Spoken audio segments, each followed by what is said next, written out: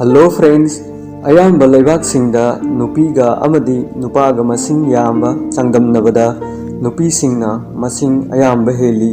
खुदम ओइना अैखोइगी लेबाक इंडिया नुपीसिंगा नुपागा मसिंग याम्ब चांगदमनबदा नुपाना चौराकना करोड़ मरीदगी हेने हेली।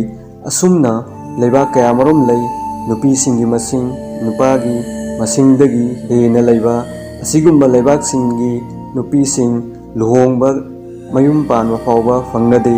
अदुना अैना ngasi असिगुम्बा नुपीसिंगा नुपागा चांगदमनबदा नुपी मसिंग यामना हेनबा लेबाक 10 खक्की शेयर तौजरी। अहानबदा लात्विया यूरोप कॉन्टिनेंट की मनुंगदा लैबा यामना फजबा लेबाक अमनी। मफम असी मालेमगी ख्वाइदगी नुपी मसिंग यामना लैबा लेबाक अमनी हाइना खंगनै। लात्वियादा नुपा मसिंग लाख अमा लैबदा नुपीगी मसिंग लाख अमगा लिसिंग कुन हेना लै। मफम असिदा नुपी लाख कुनमुक मयुम पानबा फंगदबगी अवाबो ओइरी। अनीसुबदा रशियागी अयाम्बा नुपीसिंग यामना मसक फजै अदुगा मॉडलिंग ओइबा अयाम्बा नुपीसिंगना पामनै।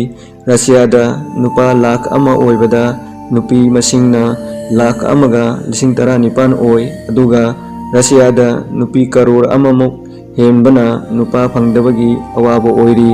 नंबर 3 सुबदा लुथियाना यूरोप कॉन्टिनेंट मनुंगदा लैबा यामना फजबा अपिकपा लेबाक अमखकनी। मफम असिदा नुपा मसिंग लाख अमा ओइबदा नुपीगी मसिंगना चौराकना लाख अमगा लिसिंग 18 मुक ओइ। अदुगा मफम असिदा चौराकना नुपी लाख 2गा लिसिंग 15 रोमदी नुपा फंगदबगी यामना अवाबो ओइरी। नंबर 4 सुबदा यूक्रेन मतम अमदा रशियागी सरुक अमनी खंगनरमी। अदुबु ngasidi यूक्रेन निंगा तंबा लेबाक ओइरे। यूक्रेनदा नुपा मसिंग लाख अमा ओइबदा नुपीगी मसिंगना चौराकना लाख अमगा लिसिंग 13 मुक ओइरी।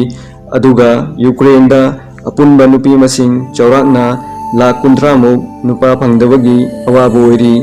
5 सुबदा वर्जीनिया आइलैंड यूनाइटेड स्टेट्स की सरुक अमनी। मफम असिदा नुपा मसिंग लाख अमा ओइबदा नुपीगी मसिंगना चौराकना मसिंग लाख अमगा लिसिंग 10 मुक ओइ। 6 सुबदा बेलारस मफम असिदा लाख 3 तगी हेनबा नुपीसिंगना नुपागी मसिंगदगी हेली। नंबर 7 सुबदा हांगकांग मफम असिदा नुपीसिंगी मसिंग लाख 5 नुपादगी मसिंग हेली। नंबर 9 सुबदा एस्टोनिया मफम असिदा नुपीगी मसिंगना नुपा मसिंगदगी चौराकना लाख 1 रोम हेली।